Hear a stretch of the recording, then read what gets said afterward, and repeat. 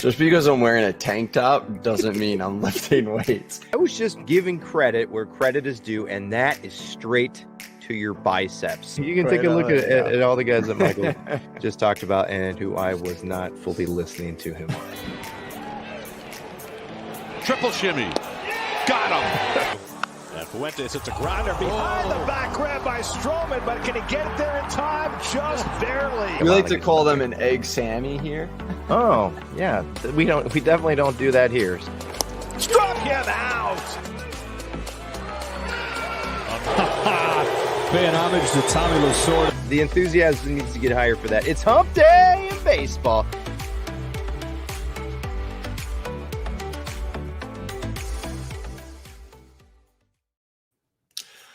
Good morning, everyone. Welcome back to SP Streamer Live. I'm your host, Michael Simione. You can follow me on Twitter at SP Streamer. Looking at my shirt, because it looks like it's kind of making the camera spaz out a little bit there.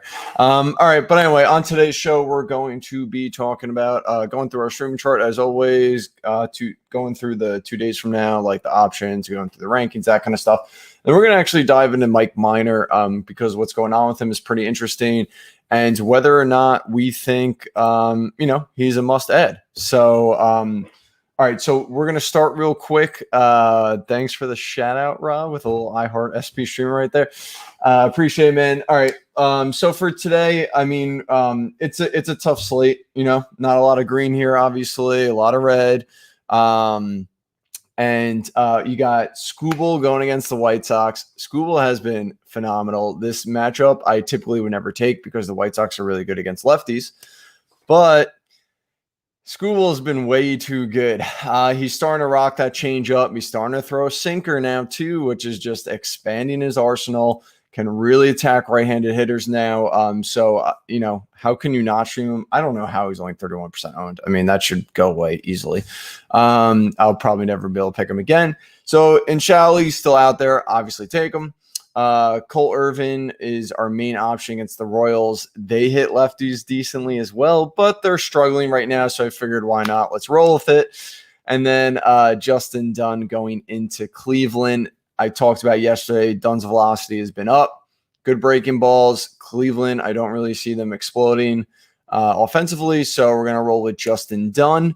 Ross Stripling is an option against Boston. I mean, you can see that high strikeout rate. Maybe he gets a lot of strikeouts, but, Boston's offense is pretty good, so that's a little scary for me.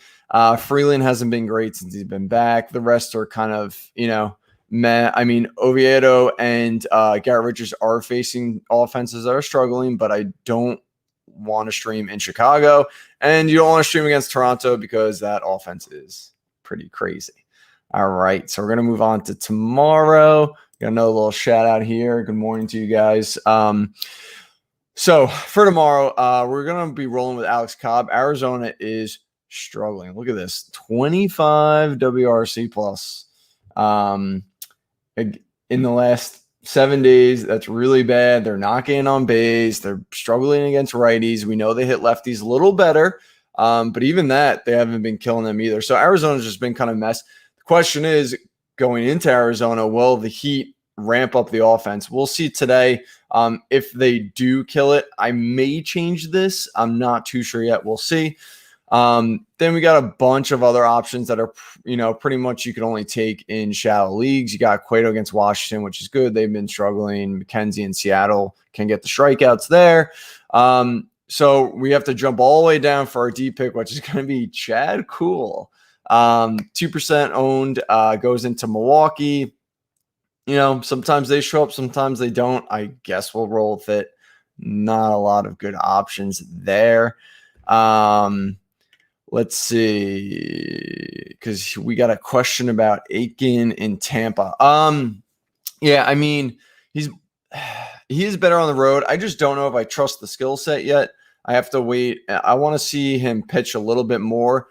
The Rays are a solid offense. Yeah, they could struggle at times, but I think they're just very professional, if that makes sense. So I feel like they'll take advantage of Aiken. So I can't really. I mean, if you want to roll with it, sure. I just think there's better options. So, Yeah, I know. There's going to be a lot of Coar PTSD coming up. I mean, he gets Oakland, who, again, hits righties well. So just don't touch him. Wait for him to settle in. Obviously, he's really, a highly touted prospect. But wait for him to settle in because that adrenaline really killed him in his last start. So yeah, I would definitely wait on him. All right, so we're going to move on to the 13th. Real quick here. So we're just going to rank them real fast together. And then, again, we'll move on to Mike Meyer and whether we think he should be added or not and what's going on with him. You got Hauser going against Pitt. Hauser's been really good at home. He's actually been really good as of late. Yeah, he's not going to get the strikeouts, and obviously Pitt's not whiffing the ball, but that's not what you're adding Hauser for. You'd want the ratios, a good start, potentially quality start, potential win. This makes a lot of sense right here. Pitt's, kind of gone back to being Pitt, so I really like that start there. So I'm actually going to give that a 7.5. Then you got Smiley against Miami. This was a little tempting because Miami doesn't really hit lefties. I know they've been hitting better as of late. Starling Marte is on fire right now. But again, I think it's a good matchup. I just don't know if I could trust Smiley personally. Some people love him. I mean, the strikeouts could certainly be there. So we're going to give that a 7. We'll give it a 7.3. We'll give him a little edge there. Lucchesi going against the Padres. They've been struggling. Lucchesi's pitched really well at home. The only issue with this is they have a short leash on him. They're typically pulling him after 4 innings, maybe sometimes 5. So until I really see them letting him loose, it's going to be hard to pick him as a streamer. So we're going to go 6.8 there. Brubaker going against Milwaukee. Brubaker, really good potential with strikeouts. He's been a little iffy, though. I think I would do this. It's really not a bad option. I'm going to go 6.8 here. Caleb Smith against the Angels. I don't want any part of that. Caleb Smith, has shown promise. I mean, really good strikeout rate and K walk rate in his last 3 starts. But Angels are tough, man. They're a really tough offense. I'll give him a 6.7 there just because I like the stuff that Caleb Smith has. I'm just not a fan of the matchup. Carlos Martinez, you never know what you're gonna get from this guy. I don't care who he's facing until we see anything from him that shows some kind of consistency. I can't really trust him.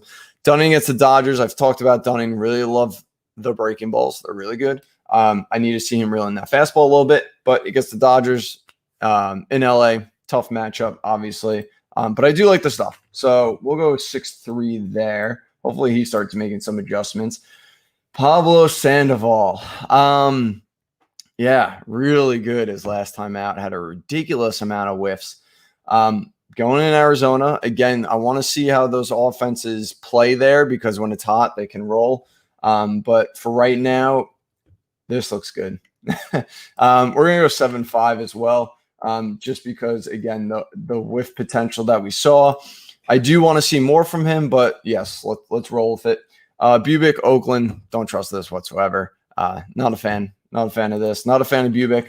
5.5. Martin Perez, I know he just got killed his last time out. I think it was against Houston. Now he faces another good offense in Toronto. Yeah, they're struggling, but I don't trust that. We'll still give him a little bit of benefit of doubt. We're going to go 6.5 just because he was pitching really well before his last start. Logan Gilbert in Cleveland. Again, I don't really think Cleveland will blow anyone up. Gilbert's a good pitcher. We're going to give this a 6.5 just because, again, I want to see more from him. John Lester going against the Giants. Do not want to stream against the Giants, especially if you're a lefty. Just don't touch this at all. We're going to give this a 5.0. Zach Davies going against St. Louis. Davies has been pretty good recently. Not going to get you strikeouts, but he's good at home. This is okay. I'll give this a 6.6. Not a horrible option if you want to just roll for someone out there for strictly ratios.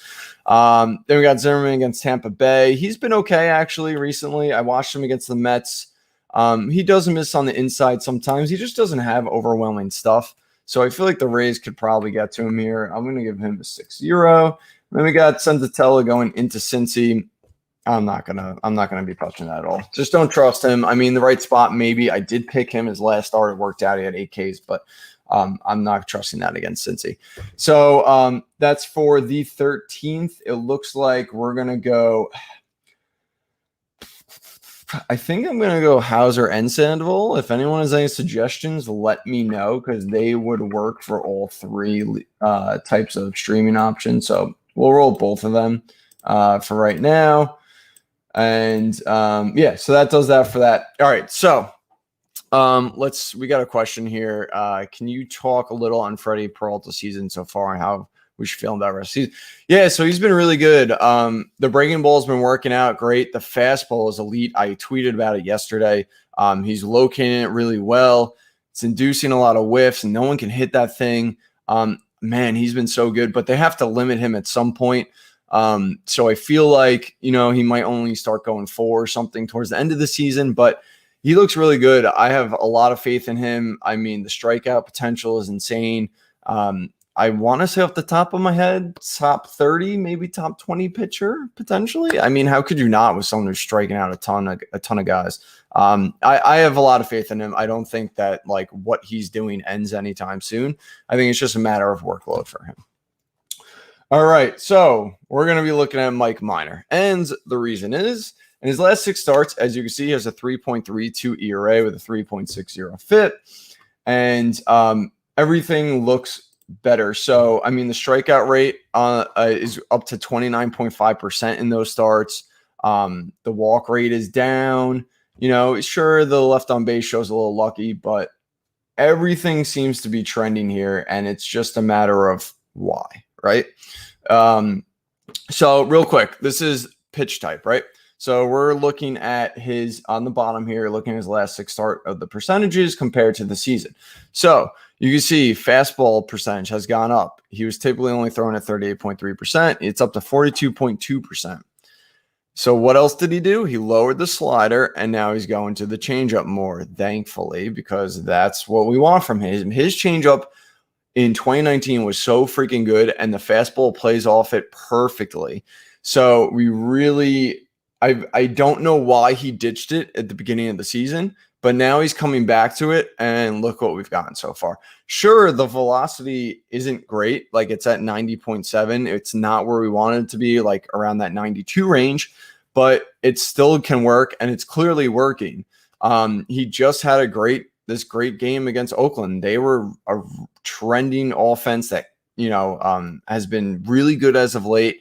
Again, and look at these teams, the White Sox, tough matchup, Braves, tough matchup, Minnesota, tough matchup, Oakland. So he's doing this against good teams too, right?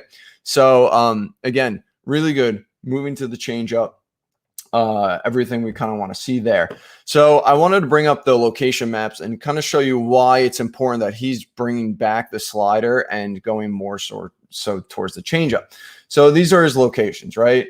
So obviously the 4-seam, he likes to trend up into the corner. Great. Slider, he likes to throw towards the side of the zone. This looks okay, but I'm going to tell you why it's not okay in a minute. The changeup, perfectly located here. I mean, look how accurate he is with that. That's such good command right there. The curveball, yeah, he sprinkles it in from time to time. So before I go any further, John Cluppy, I'll answer your question after we go through this. So again, back to the slider, right? Looks like okay location on the edge of the zone. But if you go to the swings and misses, right? Okay, so remember where that slider is right there, right? It's showing the edge of the zone. So look where he gets his whiffs on his slider, though. So he needs to be low in the zone or up in the zone. He probably obviously wants to target low in the zone. So before we saw his heat map is really right here, and this is where he's getting his whiffs. So he's not throwing the slider where he needs to get those whiffs. Whereas the changeup, perfect location right there. So that's what we need from him. So that's why it's important that he's upping that changeup usage and lowering that slider usage, because it plays off a lot better to the 4-seam. He's throwing it in the right location where he gets the whiffs of it as opposed to the slider. So again, doing things that we want. I got 3 quick videos here. I just kind of want to show what he's doing, with the fastball and stuff like that. So this is against Yandy Diaz. This is actually an 0-2 count already, but he's going to try to go fastball up, obviously misses the zone. Yandy Diaz lays off, right? So we're in a 1-2 count. Again, now he's going to go fastball up high in the zone. So Yandy Diaz is thinking, okay, 2 fastballs up high, right? Likes to throw the change up low. Maybe he goes change up low. I'll look for that. Or maybe he goes another fastball high. Well, as he starts throwing this, let's see if I can pause this on time. Yeah. Okay. So Yandy Diaz is probably thinking, okay, this pitch looks like it's going high in the zone. Probably going to be a fastball coming out right now. But Minor decides to be a little crafty and goes, I'm going to throw your changeup up in the zone. And Yandy whiffs because he's way out in front and does not see it coming. And you could see it kind of tails off a little bit there. So I just kind of want to show this example because this is why I think the changeup plays off really nicely with the fastball. I think Minor's really creative with it. He's more comfortable with it compared to the slider, knows how to sequence them better. So again, all just going towards why using that changeup, it works a lot better than the slider and why I'm happy that he's doing it. And then plus now I'm going to bring up here. This is from Chamberlain's chart, which if you haven't seen, definitely go to it. Just go to his Twitter. He's got links on there. We're going to ignore June. It's really only one start. I want to zoom in more, but this doesn't look too clear. Okay, that's fine. All right. So in April, as you can see, the slider 23%, the changeup only 16%. Now he dialed back the slider 16%. And oh wait, I'm looking at the 2-pitch mark. I apologize. Okay. Let's start over. Slider 13% down 11%. Changeup from 7% up to 11%. The fastball and the changeup the changeup really is making everything better. I mean, first of all, I don't know what really happened in April. I'd have to look into that there. But the numbers overall, I mean, the Wobicon, ex-Wobicon look great. And look how the fastball is dropping too because of the changeup. It's just making things better for him. I mean, if you just look at the months, I mean, the deserved ERA goes from 5.18 to 2.90. The barrel rate drops from 12.2 to 3.5. So again, the change is that he's making is just really helping him. And this is what we look for. This is the kind of stuff that, we try and see when a pitcher is pitching a lot better, and we have to find reasons why. We can't just see, he's been good, might as well just roll with him. Like if you look at George Lopez right now, he's got like a mid-3 ERA in his last 4 starts, but there's nothing there. I don't trust it to last. So that's why I love what Mike Minor's doing. Yes, he is a must add. If he's out there, I'd grab him. I'd hold on. Makes a lot of sense. He's doing some pretty good things there. And that does it for what I have on schedule. We do have a question, though. Is Strasburg worth stashing without a free IL spot or better off streaming? I would stream at this point. I mean, the guy's been injured a lot. He's just so injury prone. I feel like, if you're winning in your league, if you have a good lead or if you think you can withstand holding that spot, then sure. But if you're kind of struggling, you really want to get those wins and try and get ahead, I think you gotta drop them or try and trade them. Someone will probably take them. I mean, it's the name, And then you got Rob chiming in here. Do not trash talk. Talk trash about George Lopez. George Lopez is not good, Rob. I don't care what you say. All right, so that does it. Again, grab Mike Minor if you can. Streamer for today is Skubal, Irvin, Dunn. Don't like these matchups, though. If you don't have to stream, don't do it. Tomorrow you got Cobb against a struggling Arizona offense. Chad Kuhl, I guess, if you really need to. Adrian Hauser and Sandoval are 2 choices for 2 days from now. I can't decide which one. If you guys want to tweet at me or something and tell me your opinion, let me know, please, because that could help.